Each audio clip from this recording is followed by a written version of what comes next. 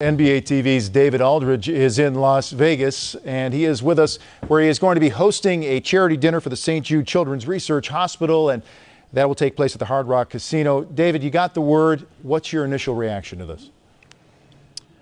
Well, the initial reaction is that this triggers a trade that's going to happen pretty soon with David Lee going to Golden State. Sign and trade deal. He's going to get about $80 million over 6 years. Kalena Azubuike, Ronnie Turiaf, Anthony Randolph, and a second-round pick will go to the Knicks. The only holdup on this deal was if, for some reason, LeBron James decided to go to the New York Knicks, the trade would have been scotched. But since he decided to go to Miami, greenlight that trade, and so now the Warriors will have David Lee coming to their home next year, and the Knicks get Anthony Randolph, a very talented young player at the power forward position, to team with Amari Stoudemire. So that's the first domino that's fallen, the first aftershock of the earthquake that LeBron just had in South Florida. Are they the team to beat now in the Eastern Conference, this power trio?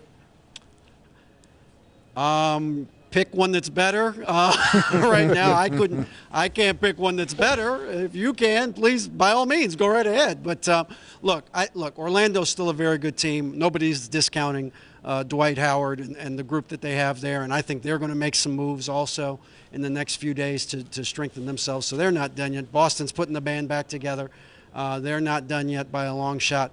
But I think certainly, initially, you would say that Miami has an incredibly strong group to build around.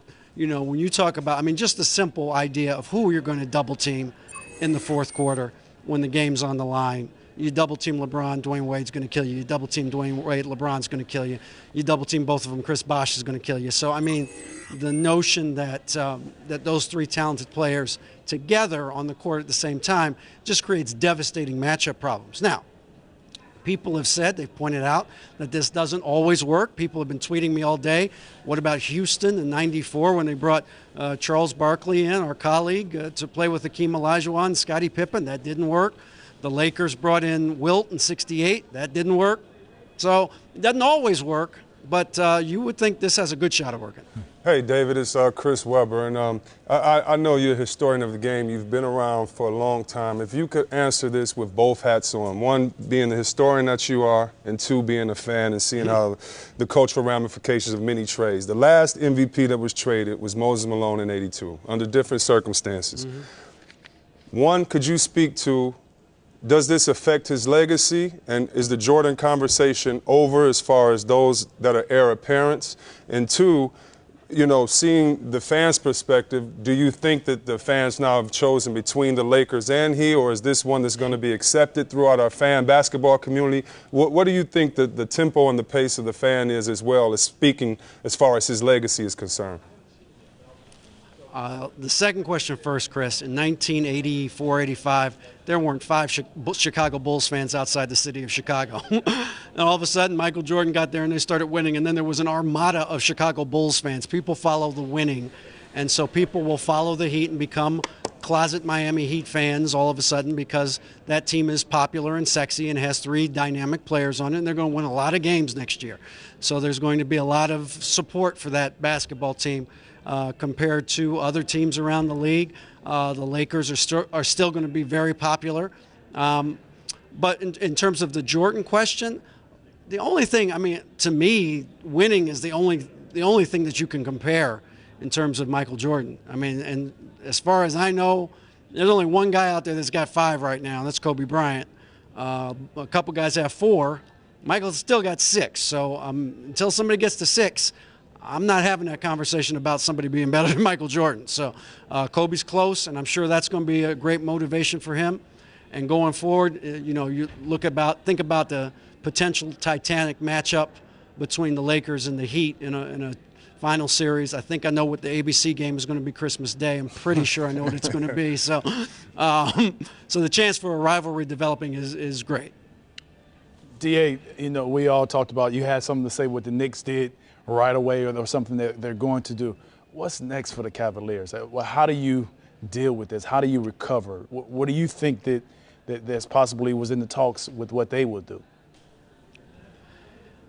I don't see a way out here. You know, I just don't see a viable plan B after you lose a guy like LeBron James. And, you know, maybe there's a sign and trade and they can get 4 teams involved and get some pieces that way. I never say never. You've got teams out there that are willing to make deals. So maybe a team here can throw a piece in and another team can throw a piece in and Cleveland can start throwing draft picks around and maybe they can do a sign and trade at the end of the day. I don't know. I came out here right afterwards, so I don't know if LeBron talked about that as a possibility. But if this is a straight sign, if he's just going to Miami and they lose him, I mean, I think it's fair to say it took Orlando a decade before they got over Shaq. I sense the same thing here with Cleveland. I mean, I just don't see. What do you build around? Who do you build around? Who do you say, okay, we lost LeBron, but we still have, you know, all of those guys were brought to that team because they were complementary pieces to LeBron. Not disparaging any of them. They're all good basketball players. Mo Williams is a very good basketball player. Verajan's a very good basketball player. But their best skill was how they played with LeBron or off of LeBron. And now you don't have that center, that hub. I just don't see a way out. DA, it's Lawrence. How are we? I'm all right, Coach. Any feel for all when Coach Riley had his presentation with LeBron is selling him on playing with Wade. Obviously, you know, there are doubters saying that both those guys need the ball in terms of how those guys will coexist and play at a high level. Well, I mean, you know, Riles talked about the need to have 3 great players to win a championship and sold them on that. And, you know, I didn't know that he was going to get LeBron and Wade, but I knew he was going to get somebody because Riles is the best. I said this before. Kira Sedgwick's not the closer. Pat Riley's the closer. He comes in and closes the deal. And so I knew he was going to get somebody. I did not know they were going to get these 2 guys, but I knew that Pat Riley with cap room, if you look at his history, he always gets somebody pretty good. So I think his ability to sell their vision on here's how you can not only win a championship now, but win multiple championships for years to come, I think is what sold them in the end. And I don't think the Olympic relationship can be talked about enough. I really believe that the experience those young men had together playing on that team really brought them together in a way that we may not have really even realized when they won the gold medal. They really bonded. It was for real. It wasn't just for show. And so I think a lot of the barriers that may have been there in past years towards playing with some guys that are also superstars, I think may have come down.